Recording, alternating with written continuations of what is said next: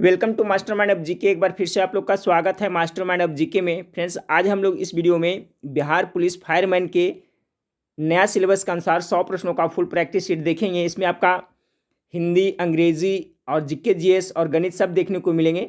तो जो गणित का है उसका सोल्यूशन मैं अभी नहीं प्रोवाइड करा रहा हूँ फ्रेंड्स, क्योंकि इसमें कैलकुलेशन करने में नहीं बनता है। ठीक है, बाकी 90 प्रश्न का सोल्यूशन मैं आप लोग को प्रोवाइड करा रहा हूँ और ये बिल्कुल जो नया सिलेबस है फ्रेंड्स उसी के अनुसार है। तो पूरा प्रैक्टिस सेट जरूर देखिएगा। चैनल पर पहली बार विजिट कर रहे हैं तो चैनल को सब्सक्राइब कर बेल आइकन को दबा दीजिएगा। ठीक है फ्रेंड्स, तो चलिए 10 नंबर सवाल से देखते हैं। आपका मैथ का उसको छोड़ देते हैं।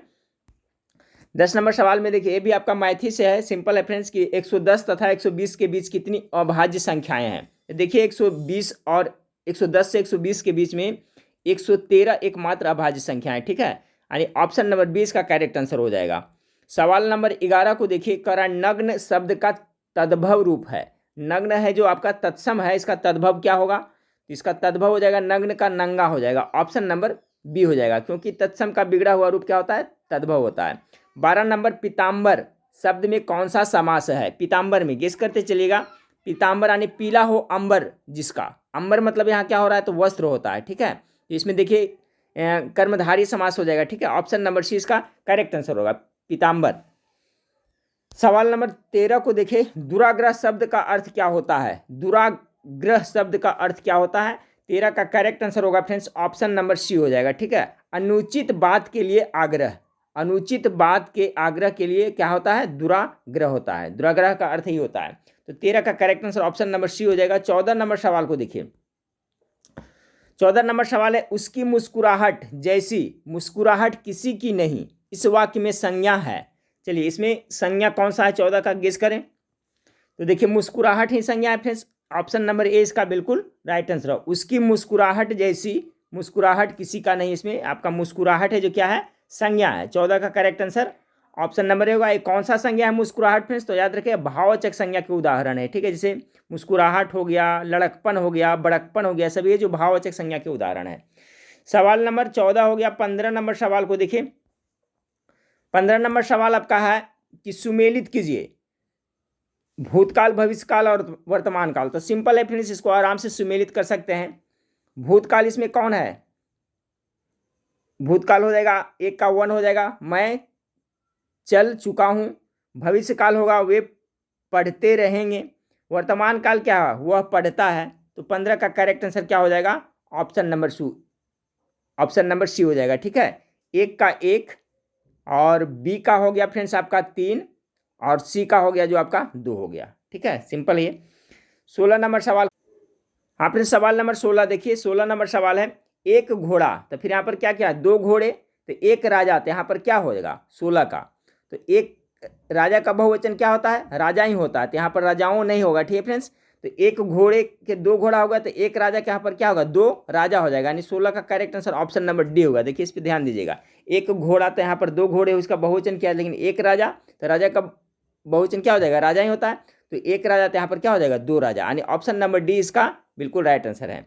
17 नंबर, बड़ों ने सच कहा है, इस वाक्य में विशेषण है। बड़ों ने सच कहा, तो विशेषण कौन है? विशेषता कौन बता रहा है? 17 का राइट आंसर हो जाएगा आपका सच। ठीक है, ऑप्शन नंबर ए इसका बिल्कुल राइट आंसर होगा, सच है जो इसमें विशेषण है। 18 नंबर सवाल को देखिए, पुत्र वियोग किसकी कविता है? 18 नंबर सवाल का करेक्ट आंसर हो जाएगा ऑप्शन नंबर डी हो जाएगा, सुभद्रा कुमारी चौहान। याद रखिएगा, ये पुत्र वियोग कविता है जो सुभद्रा कुमारी चौहान के द्वारा रचित कविता है। 19 नंबर सवाल, जायसी किस शाखा के कवि थे? चलिए जायसी किस शाखा के कवि थे, गेस करें। तो 19 का करेक्ट आंसर होगा प्रेम मार्गी शाखा के कवि थे। 19 का correct answer option number A हो जाएगा। 20 नंबर सवाल को देखिए, नामवर सिंह द्वारा लिखित प्रगति और समाज क्या है? इस टाइप से भी सवाल पूछा जाएगा हिंदी में फ्रेंड्स। यहाँ पर देखिए, नामवर सिंह द्वारा लिखित प्रगति और समाज, इसको भी याद रखिएगा। ये प्रगति और समाज किसके द्वारा लिखा गया? तो नामवर सिंह के द्वारा लिखा गया है। तो ये क्या है? आलोचना है, निबंध है, एकांकी है या आत्मकथा है? 20 का करेक्ट आंसर होगा आलोचना है। याद रखिएगा, प्रगति और समाज नामवर सिंह द्वारा लिखा गया क्या है? तो आलोचना है। ठीक है, अब देखिए यहाँ से आपका हिंदी सेशन शुरू हो रहा है फ्रेंड्स, हिंदी सेक्शन का। तो 21 से 22 में क्या दिया हुआ है कि complete the sentence by choosing the most appropriate option from those given below. ठीक है, कह रहा है इज देयर, यहाँ पर क्या भराएगा, and fitness, a fitness, the fitness, none of these. तो 21 नंबर सवाल का करेक्ट आंसर यहाँ पर भराएगा इज देयर अ फिटनेस, ठीक है, सेंटर नियर योर हाउस, यहाँ पर अ आर्टिकल भराएगा, ठीक है, इंडिफिनिट आर्टिकल। 22 नंबर सवाल को देखें कि यहाँ खाली स्थान है फ्रेंड्स, तो क्या हो जाएगा, यहाँ हो जाएगा experience of pain is real and effects one's body mind and spirit. यहाँ पर क्या होगा, ऑप्शन नंबर बी का एक्सपीरियंस यहाँ पर भरा जाएगा 22 का, ठीक है, एक्सपीरियंस ऑफ पाइन, ठीक है, option number B correct answer होगा। 23 नंबर सवाल को देखिए, कह रहा है कि in the following sentence some of the sentence have errors and some have none, find out which part of sentence has an error, if there is no error your answer is D, ठीक है, इसमें छाटना है आपको कहाँ पे error गलती दिया हुआ है। If you stand with me in my hour of need I will never forget you, ठीक है, तो देखिए स्टैंड विथ मी नहीं यहाँ पर होना चाहिए, यहाँ पर होना चाहिए स्टैंड बाई मी होना चाहिए, ठीक है, इफ यू स्टैंड बाई मी। सवाल नंबर 23, सवाल नंबर स्टैंड बाई का प्रयोग हुआ, क्योंकि स्टैंड बाई का अर्थ होता है यहाँ पर सहयोग करना होता है, ठीक है, तो यहाँ पर देखिए सहयोग के सेंस में होगा, तो यहाँ पर इसमें एरर है, यानी कि आपका 23 का करेक्ट आंसर हो जाएगा ऑप्शन नंबर ए है जो आपका एरर है, यही आपका गलत है, क्योंकि स्टैंड विथ मी नहीं स्टैंड बाई मी होगा। स्टैंड बाई मतलब क्या होता है, सहयोग करना होता है। 24 नंबर सवाल को देखें, हाँ फिर तो सवाल नंबर 24 देखिए, सवाल नंबर 24 आपका है इन the following questions out of the 4 alternatives choose the word opposite in meaning of the given words. उल्टा शब्द पूछा जा रहा है, तो यहाँ पर शब्द क्या दिया हुआ है, वरी सिमुलेटेड, वरी सिमुलेटेड मतलब होता है निश्चित होता है, तो इसका उल्टा क्या हो जाएगा, अनसर्टेनिटी हो जाएगा, ऑप्शन नंबर 20 का करेक्ट आंसर होगा। Choose the word spelled incorrectly, इसमें गलत कौन लिखा हुआ है, चलिए फटाफट देखिए, फैमिलियर, हैमर, सीन, ये सभी तो आपका लग रहा है सही लिखा हुआ है, ये देखिए गलत लिखा हुआ है, इसलिए right answer option number D हो जाएगा, क्योंकि ग्रामर का स्पेलिंग होता है क्या होता है, तो GRAMMAR होता है, ठीक है फ्रेंड्स, याद रखिए यहाँ पर AR होता है, यहाँ पर देखिए ई कर दिया, इसलिए राइट आंसर क्या हो जाएगा, 25 नंबर सवाल का डी हो जाएगा। अगला सवाल कर रहा है आपका in the following 26 number, in the following questions 4 alternatives are given for the bold item phrase, choose the alternative which best express the meaning of the bold item phrase and indicate the correct answer, ठीक है, आपका ये दिया हुआ item saddle oneself with, इसका मतलब होता है अपने ऊपर गलत जिम्मेवारी लेना, तो राइट आंसर हो जाएगा option number A, to give you oneself and unpleasant responsibility, ठीक है, सैडल वन सेल्फ विथ मतलब होता है अपने ऊपर गलत जिम्मेवारी लेना, तो क्या हो जाएगा इसका right answer option number A हो जाएगा। 27 नंबर सवाल आपका कर रहा है out of the 4 alternatives choose the one which best express the meaning of the item phrase, तो यहाँ पर है find the feminine gender of lad, यहाँ पर कुछ लिख रहा है, यहाँ पर कुछ, खैर छोड़िए फ्रेंड्स, देखिए कर रहा है आपका लैड, लैड मतलब क्या होता है, लड़का होता है, तो लैड का अगर फेमिनिन करिएगा, ठीक है, तो इसका लैड का लैस होता है, लैस मतलब लड़की भी होता है, ठीक है, तो ऑप्शन नंबर डी इसका करेक्ट आंसर होगा। तो 28, हाँ फ्रेंड्स, तो सवाल नंबर 28 देखिए, 28 नंबर सवाल है choose the correct sequence, sequence में कर रहा है, देखिए ए में आपका ये है, बी में ये है, सी में ये है और डी में ये है, तो किस तरह से सेंटेंस बनेगा, इसका करेक्ट आंसर देखिए ऑप्शन नंबर सी होगा। सबसे पहले होगा सी, उसके बाद में B, C asked me a question yesterday, ठीक है, यानी ऑप्शन नंबर सी इसका करेक्ट आंसर हो जाएगा। सीक्वेंस में ही बन रहा है फ्रेंड्स, CBAD, सी में है आपका सी, बी में है asked me a question yesterday. चलिए सवाल नंबर 29 को देखिए, 29 number identify the predicate in the sentence and choose the correct answer, ठीक है, तो सवाल नंबर 29 का राइट आंसर क्या होगा कि sweet are the usages of adversity, ठीक है, एडवर्सिटी, तो 29 का जो करेक्ट आंसर हो जाएगा ऑप्शन नंबर आपका सी हो जाएगा, ठीक है, यहाँ पर होगा are the use of adversity. उसके बाद में 30 नंबर सवाल आपका कर रहा है चूज द करेक्ट ट्रांसफॉर्मेशन, ठीक है, यानी कि ट्रांसफॉर्मेशन में कर रहा है there happens to be no a smoke without fire, इसको क्या हो जाएगा, इसका हो जाएगा वेयर एवर, ठीक है, wherever there is a smoke there is a fire, option number D इसका करेक्ट आंसर हो जाएगा। अब 31 नंबर सवाल से देखिए, यहाँ पर 2-4 मैथ का सवाल दिया फ्रेंड्स, ठीक है, तो इसको चलिए छोड़ते हैं, आगे बढ़ते हैं। 41 नंबर सवाल से देखें, 41 नंबर सवाल आपका है कि चुंबकीय क्षेत्र का मात्रक क्या है? चलिए गेस करते चलिएगा, चुंबकीय क्षेत्र का मात्रक क्या होगा, गेस करें इसमें। तो चुंबकीय क्षेत्र का मात्रक हो जाएगा फ्रेंड्स आपका न्यूटन प्रति एम्पियर मीटर। ठीक है, ऑप्शन नंबर बी इसका करेक्ट आंसर हो जाएगा। चलिए 42 नंबर को देखते हैं। 42 नंबर है कि जल को शीतलक के रूप में प्रयुक्त किया जाता है, क्यों इसको प्रयोग किया जाता है? तो 42 का जो करेक्ट आंसर हो जाएगा ऑप्शन नंबर सी हो जाएगा, इसकी विशिष्ट ऊष्मा उच्च होती है, यही कारण से। अगला सवाल आपका है कि नियत आयतन पर किसी गैस का दाब अनुक्रमानुपाती होता है। ये सवाल देखिए पहले भी प्रैक्टिस सेट में आ चुका है फ्रेंड्स, आप लोग ध्यान दिए होंगे कि जल को शीतलक के रूप में प्रयुक्त क्यों किया जाता है। ठीक है, ये पहले भी करा चुका हूं। तो क्यों किया जाता है? तो इसकी विशिष्ट ऊष्मा उच्च होती है, यही कारण से। अब अगला सवाल आपका है कि नियत आयतन पर किसी गैस का दाब अनुक्रमानुपाती होता है, किसका?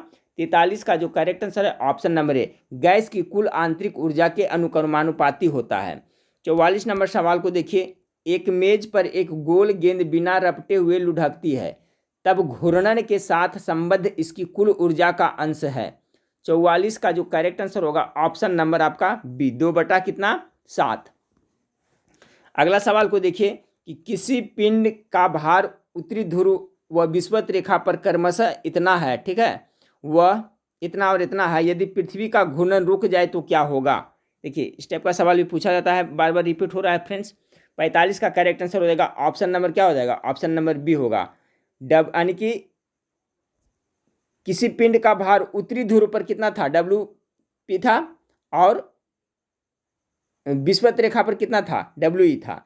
तो कह रहा है कि यदि पृथ्वी का घूर्णन रुक जाए तो क्या होगा? तब 45 का राइट आंसर बी होगा, WP का रहना। WP में कोई परिवर्तन नहीं होगा। किसी पिंड का भार उत्तरी ध्रुव है ना, तो यानी उत्तरी ध्रुव पर जो है उसका में कोई परिवर्तन नहीं होगा। 45 का correct answer option number B होगा। अच्छा सवाल एक बार फिर से देखें, किसी पिंड का भार उत्तरी ध्रुव पर आपका WP है, ठीक है, और विषुवत रेखा पर क्या है आपका? WE है, क्रमशः दिया हुआ है। यदि पृथ्वी का घूर्णन रुक जाए तो क्या होगा? तो करेक्ट आंसर आपका ए हो जाएगा। ठीक है, WP में कोई परिवर्तन नहीं होगा। WP कहाँ का था फ्रेंड्स आपका? तो आपका उत्तरी ध्रुव का था।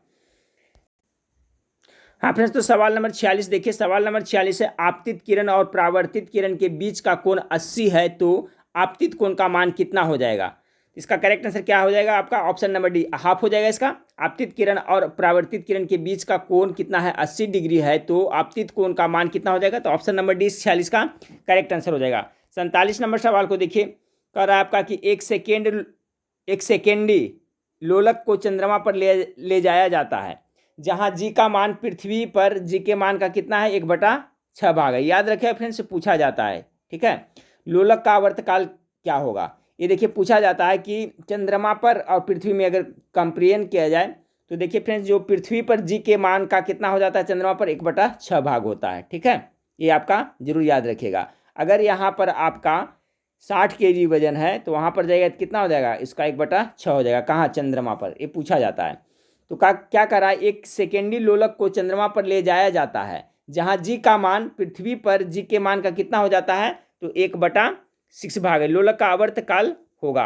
तो 47 का जो करेक्ट आंसर हो जाएगा फ्रेंड्स ऑप्शन नंबर ए हो जाएगा। ठीक है, कितना? 2√6 सेकेंड। 48 नंबर सवाल को देखिए कि निम्न में से कौन गति स्थान समय संबंध का समीकरण है? 48 का राइट आंसर क्या होगा? इसका हो जाएगा ऑप्शन नंबर डी हो जाएगा। ठीक है, 48 का राइट आंसर क्या हो जाएगा? Option number D. चलिए अगला सवाल को देखते हैं। आप तो सवाल नंबर 49 देखिए। 49 नंबर सवाल है, 36 से 60 कोण बनाकर 50 किग्रा का आदमी 10 मीटर लंबी सीढ़ी उतर रहा है, उसने कितना कार्य किया? इसका जो राइट आंसर आ जाएगा फ्रेंड्स ऑप्शन नंबर डी, इनमें से कोई नहीं। इसको जब सोल्व करिएगा तो इसका जो करेक्ट आंसर आएगा फ्रेंड्स आपका 2450/√3 जूल आएगा। ठीक है, इसका कार्य है जो इतना जूल आएगा, तो ऑप्शन में इतना आपका नहीं दिया हुआ है। चलिए अगला सवाल को देखिए। 50 नंबर की, 2 कूलाम आवेश को विद्युत क्षेत्र के बिंदु 118 वोल्ट से दूसरे बिंदु 128 वोल्ट तक की गति कराने में आवश्यक ऊर्जा कितनी होगी? 50 नंबर सवाल का जो करेक्ट आंसर है ऑप्शन नंबर ए होगा 20 जूल। चलिए 51 नंबर सवाल है, आवर्त सारणी में 16 परमाणु क्रमांक वाला तत्व किस वर्ग में स्थित है? 51 का जो राइट आंसर हो जाएगा ऑप्शन नंबर बी, 16वें में। ठीक है, आवर्त सारणी में 16 परमाणु क्रमांक वाला तत्व किस वर्ग में स्थित है? तो इसका जो राइट आंसर हो जाएगा फ्रेंड्स क्या हो जाएगा? ऑप्शन नंबर बी, 16वें में आपका हो जाएगा। ऐसे 16 किसका होता है फ्रेंड्स, तो सल्फर का होता है ना, सल्फर का जो होता है परमाणु क्रमांक कितना होता है, 16 होता है, याद रखिएगा। चलिए 52 नंबर सवाल को देखते हैं। 52 नंबर सवाल आपका है, यदि परमाणु क्रमांक 117 वाला तत्व खोजा जा सकता है तब इसे किसमें रखा जाएगा। 117 वाला अगर खोजा जाता है तो किसमें रखा जाएगा, इसका राइट आंसर हो जाएगा friends option number D, hydrogen परिवार में ये रखा जाएगा 52 का। चलिए 53 नंबर सवाल है, N2 अणु का लिविस संरचना कैसा है, ठीक है, यानी आपका नाइट्रोजन का कह रहा है फ्रेंड्स, तो लिविस संरचना इसका कैसा है, तो 53 का करेक्ट आंसर हो जाएगा ऑप्शन नंबर आपका ए हो जाएगा। चलिए 54 नंबर सवाल, किसी यौगिक में ऑक्सीजन की ऑक्सीकरण संख्या +2 है, किस यौगिक में। 54 का करेक्ट आंसर हो जाएगा ऑप्शन नंबर आपका डी में हो जाएगा, ठीक है, तो इसका करेक्ट आंसर हो जाएगा आपका ऑप्शन नंबर डी। इसमें आपका कह रहा है किस यौगिक में, तो आपका ऑप्शन नंबर डी इसका करेक्ट आंसर हो जाएगा। इसमें जो आपका ऑक्सीकरण संख्या कितना है, तो 2 है। चलिए सवाल नंबर 55 को देखते हैं, निम्नलिखित पदार्थों में से कौन सा कीटनाशक की तरह इस्तेमाल नहीं किया जा सकता है। 55 का करेक्ट आंसर क्या होगा, तो देखिए DDT का तो किया जाता है, मैलाथियोन का भी किया जाता है, गैमेक्सिन का भी किया जाता है, ब्लीचिंग पाउडर का जो आपका कीटनाशक के रूप में इसका प्रयोग नहीं होता है, ठीक है। ब्लीचिंग पाउडर का रासायनिक सूत्र क्या होता है, तो CaOCl2 होता है फ्रेंड्स, याद रखिएगा ब्लीचिंग पाउडर। इसका है जो कीटनाशक के रूप में प्रयोग नहीं किया जाता है, ठीक है। अगला सवाल को देखिए, 56 नंबर सवाल को देखें, यह यदि यौगिक में आपका CH3 समूह होता है, ठीक है, तो वह यौगिक कहलाता है, क्या कहलाता है। तो 56 नंबर सवाल का इसका राइट आंसर हो जाएगा फ्रेंड्स ऑप्शन नंबर ए, उस आइसो कहलाता है। 57 नंबर सवाल, दूध एक कोलाइडी तंत्र है जिसमें रहता है, क्या रहता है। 57 का correct answer option number B होगा, जल में परिक्षिप्त वसा रहता है। अच्छा सवाल है, दूध एक कोलाइडी तंत्र है जिसमें रहता है क्या, तो जल में परिक्षिप्त वसा रहता है। 58 नंबर सवाल को देखिए, स्तनियों में पाई जाने वाली सबसे छोटी अस्थि कौन सा है, स्तनियों में। राइट आंसर हो जाएगा फ्रेंड्स, स्तनियों में पाई जाने वाली सबसे छोटी अस्थि स्टेपिज होता है जो कान में होता है, ऑप्शन नंबर 20 का करेक्ट आंसर होगा। पीत अस्थि मज्जा का कार्य क्या है, चलिए पीत अस्थि मज्जा का कार्य पूछा जा रहा है। 59 नंबर सवाल का राइट आंसर हो जाएगा आपका ऑप्शन नंबर डी, वसा संग्रहण हो जाएगा, ठीक है। पीत अस्थि मज्जा का कार्य क्या है, तो वसा संग्रहण। 60 नंबर, DNA के एक रज्जुक के 2 बेस पेयर के बीच की दूरी कितनी होती है। अच्छा सवाल है फ्रेंड्स, याद रखिएगा ये 60 नंबर सवाल का कह रहा है आपका कि DNA के एक रज्जुक के 2 बेस पेयर के बीच की दूरी कितनी होती है, तो 60 का correct answer option number A हो जाएगा, ठीक है। 61 नंबर सवाल को देखें, रासायनिक रूप से एंटीबॉडी होता है, रासायनिक रूप से एंटीबॉडी होता है। 61 का करेक्ट आंसर हो जाएगा प्रोटीन। रासायनिक रूप से एंटीबॉडी कौन होता है, तो प्रोटीन होता है।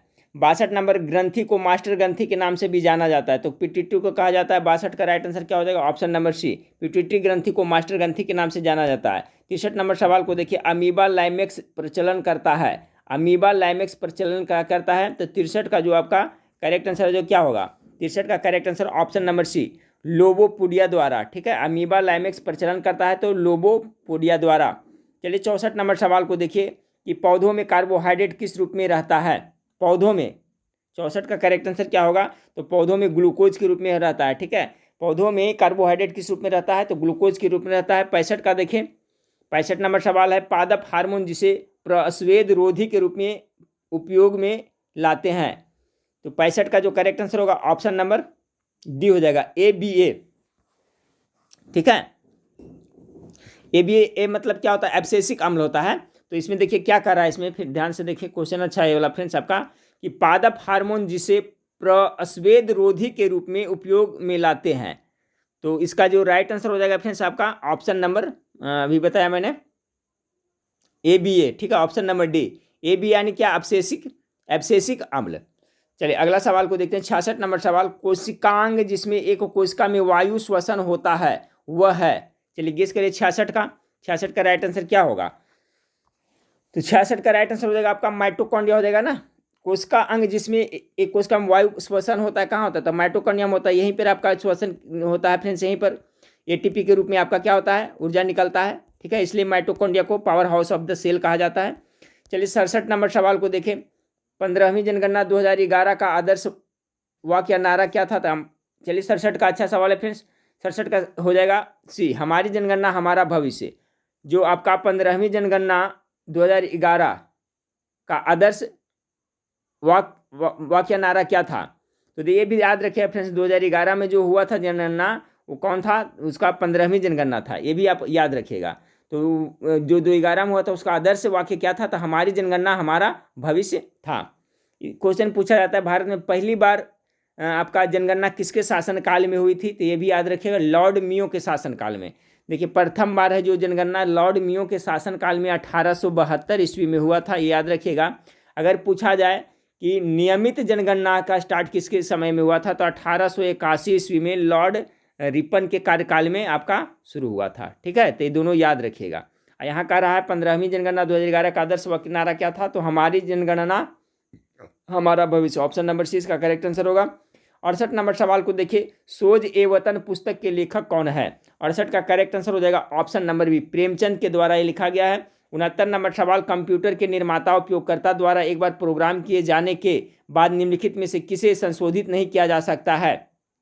69 का right answer option number A हो जाएगा, ईपीरोम में संशोधित नहीं किया जा सकता है।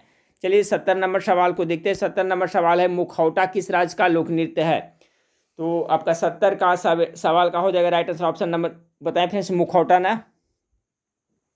तो देखिए नृत्य कर रहा है ना, तो मुखौटा किस राज्य का? तो आपका अरुणाचल प्रदेश का। ठीक है, मुखौटा अरुणाचल प्रदेश का लोक नृत्य है। ऑप्शन नंबर इसका सी करेक्ट आंसर हो जाएगा। ठीक है, 70 नंबर सवाल का जो राइट आंसर हो जाएगा फ्रेंड्स आपका ऑप्शन नंबर सी, अरुणाचल प्रदेश का है।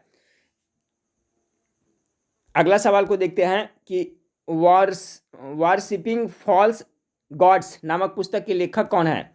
तो चलिए 71 नंबर सवाल का जो करेक्ट आंसर हो जाएगा ऑप्शन नंबर डी हो जाएगा, अरुण शौरी के द्वारा लिखा गया है। वर्शिपिंग फॉल्स गॉड्स पुस्तक के लेखक कौन है? तो आपका अरुण शौरी। 72 नंबर, उमाकांत और रमाकांत गुंदेचा बंधु क्या है? 72 नंबर सवाल का जो करेक्ट आंसर होगा फ्रेंड्स ऑप्शन नंबर ए, ये आपका ध्रुपद गायक है। उमाकांत और रमाकांत गुंदेचा बंधु क्या है? तो ये ध्रुपद गायक है। 73 नंबर, भारतीय मूल के शिव अय्यादुरई किसके आविष्कारक से जुड़े हुए हैं? ये भारतीय मूल के हैं शिव अय्यादुरई। 73 का करेक्ट आंसर ऑप्शन नंबर ए होगा, आपका ईमेल से जुड़े हुए हैं। ठीक है, ईमेल के आविष्कार से जुड़े हुए हैं। 73 का ए हो गया। 74 नंबर सवाल को देखिए, कांग्रेस के एक अधिवेशन में एक गवर्नर ने भाग लिया था, उक्त गवर्नर तथा अधिवेशन स्थल निम्न में से कौन सा है? तो कौन सा मतलब कि कांग्रेस का अधिवेशन था जिसमें एक गवर्नर ने भाग लिया था फ्रेंड्स? तो 74 का जो करेक्ट आंसर हो जाएगा ऑप्शन नंबर बी हो जाएगा। ठीक है, याद रखिएगा, लॉर्ड वेलिंगटन। बम्बई 1915 में 1915 में जो अधिवेशन हुआ था उसमें ये भाग लिए थे। ठीक है, 74 का हो जाएगा right answer option number B हो जाएगा। देखिए भारतीय राष्ट्रीय कांग्रेस का कैवा अधिवेशन था? वो तो 31वां अधिवेशन था। ठीक है, 31वें अधिवेशन था जिसमें लॉर्ड वेलिंगटन ने भाग लिया था, और इसका आयोजन कब हुआ था? 1915 में हुआ था। इसमें देखिए और एक याद करने का चीज़ है फ्रेंड्स, लॉर्ड डफिन का रहा है। तो देखिए जब 1885 ईस्वी में भारतीय राष्ट्रीय कांग्रेस का स्थापना हुआ था ना, तो उस समय लॉर्ड डफिन आपका गवर्नर था। ठीक है, तो पूछा जाता है कि भारतीय राष्ट्रीय कांग्रेस के स्थापना के समय में गवर्नर कौन था? तो लॉर्ड डफिन के शासनकाल में ही आपका ये आपका भारतीय राष्ट्रीय कांग्रेस की स्थापना 1885 में हुआ था। तो यहाँ क्या कर रहा था आपका कि किस अधिवेशन में भाग लिया था? तो 1815 के बम्बई अधिवेशन में लॉर्ड वेलिंगटन ने आपका भाग लिया था। 75 नंबर सवाल को देखिए, वर्ष 1938 के भारतीय राष्ट्रीय कांग्रेस के हरिपुरा अधिवेशन की अध्यक्षता किसने की थी? बहुत बार बता चुके हैं। चलिए इसका आंसर सभी का सही होना चाहिए, सुभाष चंद्र बोस ने किया था ना, ऑप्शन नंबर डी इसका करेक्ट आंसर होगा। 76 नंबर सवाल को देखिए कि किसने भारतीय राष्ट्रीय कांग्रेस को सूक्ष्मदर्शी अल्पसंख्यक जनता का प्रतिनिधि बताते हुए उसका मजाक उड़ाया था? 76 का correct answer option number D और लॉर्ड डफरिन। ठीक है, इसी के शासनकाल में आपका है जो भारतीय राष्ट्रीय कांग्रेस की स्थापना हुआ था। तो किसने भारतीय राष्ट्रीय कांग्रेस को सूक्ष्मदर्शी अल्पसंख्यक जनता का प्रतिनिधि बताते हुए उसका मजाक उड़ाया था? लॉर्ड डफरिन, क्योंकि इसी के शासनकाल में इसका स्थापना हुआ था। चौरी चौरा कांड का वास्तविक तिथि क्या है? चलिए वास्तविक तिथि तो सभी को पता होगा, 77 का गेस करिए। 5 फरवरी ना, 5 फरवरी 1922 ईस्वी को एक हुआ था। किसके शासनकाल में हुआ था ये भी पूछा जाता था? तो लॉर्ड रीडिंग के शासनकाल में। याद रखिए फ्रेंड्स, लॉर्ड रीडिंग के शासनकाल में चौरी चौरा कांड 5 फरवरी 1922 को हुआ था। 78 नंबर सवाल को देखिए, निम्नलिखित में से कौन देश बंधु के नाम से प्रसिद्ध है? देश बंधु होता है, दिन बंधु होता है फ्रेंड्स। चलिए इसका राइट आंसर क्या होगा? देशबंधु चित्तरंजन दास को कहा जाता है। एक होता है दीनबंधु, देश मतलब हो देश का भाई हो गया फ्रेंड्स, ये दीन मतलब गरीब होता है, यानी गरीबों का भाई किसे कहता है, CF एंड्रूज को कहा जाता है। याद रखिएगा, दीनबंधु CF एंड्रूज और देशबंधु चित्तरंजन दास। सैडलर कमीशन किससे जुड़ा हुआ है, सैडलर आपका किससे हुआ है, शिक्षा से संबंधित है ना। 79 का राइट आंसर हो जाएगा फ्रेंड्स ऑप्शन नंबर डी हो जाएगा। और सैडलर का आयोग कब आया था फ्रेंड्स, सैडलर कमीशन कब आया था, तो 1917 में आया था। ठीक है, जब रूस की क्रांति हुआ था उसी समय के शासन, उसी टाइम में भी याद रखिएगा। ठीक है, तो भारत में ये आपका सैडलर आयोग का गठन किया गया था, आया था। ये शिक्षा से संबंधित है, ऑप्शन नंबर डी इसका करेक्ट आंसर है। 80 नंबर सवाल को देखिए, भारत की शैक्षणिक नीति में निस्यनंदन सिद्धांत के प्रतिपादक कौन थे। तो भारत की शैक्षणिक नीति में निस्यनंदन सिद्धांत के प्रतिपादक कौन थे। 80 नंबर सवाल का जो आपका करेक्ट आंसर है ऑप्शन नंबर ए लॉर्ड मैकाले हो गए। ठीक है, देखिए अगर पूछा जाए कि भारत में अंग्रेजी शिक्षा लाने का श्रेय किसे दिया जाता है, तो लॉर्ड मैकाले ने ही। ठीक है फ्रेंड्स, लॉर्ड मैकाले ने अंग्रेजी शिक्षा पर बहुत जोर दिया था और इसी का प्रस्ताव को लॉर्ड विलियम बेंटिंक ने आपको पास किया था फ्रेंड्स, जिससे आपका ये क्वेश्चन पूछा जाता है कि भारत में अंग्रेजी शिक्षा को लाने में सबसे ज्यादा मतलब किसने विशेष जोर दिया था, तो लॉर्ड मैकाले। तो यहाँ पर क्या करा है फ्रेंड्स, निस्यनंदन सिद्धांत के प्रतिपादक कौन थे, तो लॉर्ड मैकाले हो जाएगा। ऑप्शन नंबर ए 80 का करेक्ट आंसर। अब चलिए 81 नंबर सवाल को देखिए, टीपू सुल्तान के साथ मंगलौर की संधि करने वाला मद्रास का गवर्नर कौन था। 81 का करेक्ट आंसर लॉर्ड मैकार्टनी हो जाएगा। ठीक है, लॉर्ड मैकार्टनी था ये, टीपू सुल्तान के साथ मंगलौर की संधि करने वाला मद्रास का गवर्नर। ऑप्शन नंबर सी इसका करेक्ट आंसर होगा। चलिए 81 हो गए। 82 नंबर सवाल के देखिए, 82 नंबर सवाल है कि ऋग्वेद का कौन सा मंडल पूरी तरह सोम को समर्पित है। चलिए गेस करिए, तो सोम देवता का समर्पित कौन सा है, तो आपका 9वें मंडल ना, ऑप्शन नंबर सी इसका राइट आंसर हो जाएगा। अगला सवाल आपका है कि आजीवक संप्रदाय का प्रतिपादक कौन था। चलिए गेस करते चलिएगा फटाफट फ्रेंड्स। 83 का राइट आंसर क्या होगा, तो आजीवक संप्रदाय के संपादक मखलीपुत्र घोषाल था। Option number A correct answer होगा। 84 नंबर निम्नलिखित में से कौन एक जैन विद्वान था। 84 नंबर सवाल का करेक्ट आंसर क्या होगा, 84 का जो करेक्ट आंसर होगा फ्रेंड्स जैन विद्वान, तो हेमचंद्र एक जैन विद्वान था। ऑप्शन नंबर 20 का करेक्ट आंसर होगा। 85 नंबर उत्मांसा अंतरिप का पता लगाया था किसने, उत्मांसा अंतरिप का पता किसने लगाया था, तो 85 नंबर सवाल का राइट आंसर क्या होगा, फटाफट गेस करिए। तो इसका राइट आंसर हो जाएगा आपका ऑप्शन नंबर डी हो जाएगा, बार्थोल्यूमा डियाज ने किया था। 86 नंबर अमेरिकी स्वतंत्रता संग्राम का पहला युद्ध कब हुआ था, चलिए गेस कीजिए। 86 नंबर सवाल का करेक्ट आंसर हो जाएगा ऑप्शन नंबर बी, अमेरिकी स्वतंत्रता संग्राम का पहला युद्ध कब रहा है, तो पहला युद्ध कब हुआ था फ्रेंड्स, तो 75 में हुआ था। ऑप्शन नंबर बी इसका राइट आंसर हो जाएगा। ठीक है, और ये देखिए पूछा जाए, ये देखिए अमेरिका स्वतंत्रता संग्राम का पहला युद्ध करा है तो 75 में, लेकिन अगर पूछा जाए कि अमेरिका स्वतंत्रता संग्राम की घोषणा कब हुआ था फ्रेंड्स, तो इसका 4 जुलाई 1776 में अमेरिका जो स्वतंत्र हुआ था ये घोषणा कर दिया गया था। ये भी आप लोग याद रखिएगा। चलिए अगला सवाल को देखिए फ्रेंड्स, अगला सवाल आपका क्या है, संविधान के अनुच्छेद के अनुसार सूची 1 सूची 2 को मिलान करना। देखिए अभी अनुच्छेद में पढ़ा चुका हूँ फ्रेंड्स, लुसिएंट वाला जो सीरीज चला रहा था उसमें। तो चलिए आप लोग इसमें देखिए गेस करिए, दिमाग लगाइए कौन सही होगा इसका। 87 नंबर सवाल का, 87 नंबर सवाल का क्या होगा फ्रेंड्स, गेस करें। 87 नंबर सवाल का जो राइट आंसर हो जाएगा आपका ऑप्शन नंबर डी इसका करेक्ट आंसर होगा, 1 का 2। ठीक है, अनुच्छेद 124 है तो किससे संबंधित है, तो उच्चतम न्यायालय से है।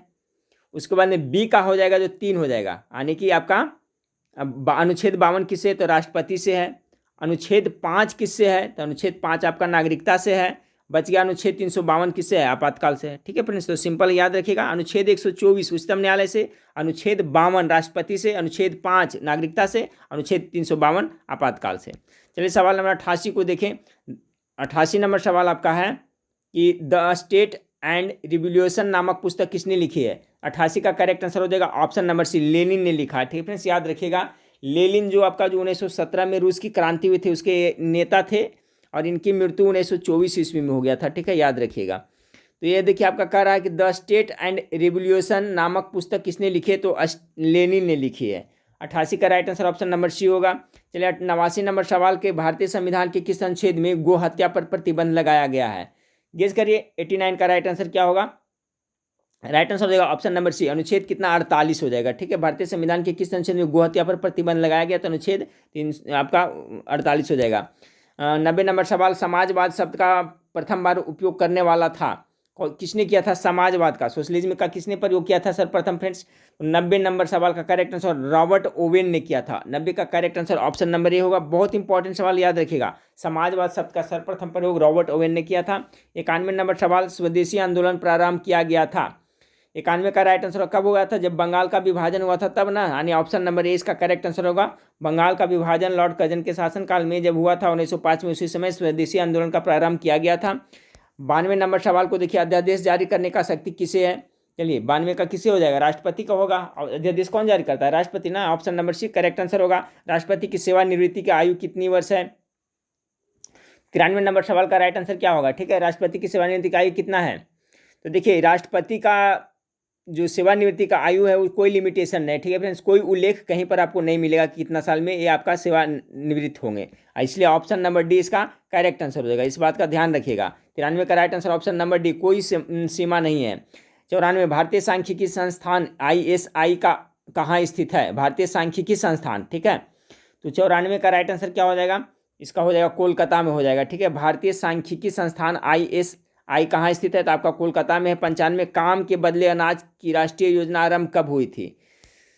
95 नंबर सवाल का राइट आंसर क्या होगा? गेस करें तो आपका काम के बदले अनाज राष्ट्रीय योजना नवंबर 2004 में प्रारंभ किया गया था। ऑप्शन नंबर सी इसका करेक्ट आंसर होगा। 96 नंबर सवाल को देखें, उपभोक्ता संरक्षण अधिनियम कब पारित हुआ था? तो ये हुआ था कब फ्रेंड्स? आपका उपभोक्ता संरक्षण अधिनियम आपका पारित हुआ था 1986 ईस्वी में। ऑप्शन नंबर सी इसका करेक्ट आंसर हो जाएगा। अगला सवाल को देखें, वायुमंडल की उस परत का नाम बताएं जिसमें मौसम की सभी परिघटनाएं होती है। तो कितना बार बताया हूँ फ्रेंड्स पता नहीं, जब भी इसके बारे में जिक्र होता है आपका ट्रोपोस्फेयर के बारे में बता ही देता हूँ कि बिजली का चमकना, बादल का गरजना, मौसम संबंधी जितने भी घटनाएं घटते किस में घटते? चलिए गेस करिए। क्षोभमंडल, बहिर्मंडल, समताप मंडल, आयनमंडल, सबने गेस किया होगा। ऑप्शन नंबर ए इसका बिल्कुल राइट आंसर। इसको क्या कहते हैं हम लोग? ट्रोपोस्फेयर कहते हैं, याद रखिएगा। समताप मंडल को स्ट्रेटोस्फेयर कहते हैं, आयनोस्फेयर हो गया, एक्जिस्फेयर हो गया। चलिए 98 नंबर सवाल को देखिए, राष्ट्रीय कृषि और ग्रामीण विकास बैंक नाबार्ड, ठीक है, नाबार्ड की स्थापना किस पंचवर्षीय योजना के अवधि में की गई थी? तो नाबार्ड की स्थापना कब हुआ था? 1982 में। तो 82 उस समय कौन सा चल रहा था फ्रेंड्स? तो आपका चल रहा था छठी पंचवर्षीय योजना। ऑप्शन नंबर सी इसका करेक्ट आंसर होगा, ठीक है। याद रखिए नाबार्ड की स्थापना 1982 में हुआ था, उस समय छठी पंचवर्षीय चल रहा था।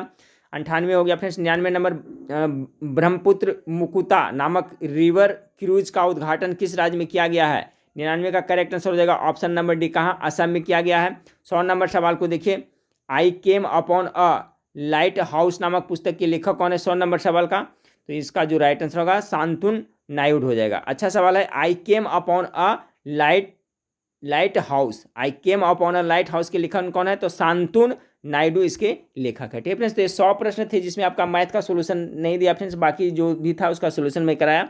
इसी तरह से हमारे चैनल से जुड़े रहे फ्रेंड्स, ठीक है। नेक्स्ट वीडियो में फिर मिलते हैं, देखने के लिए थैंक यू, धन्यवाद।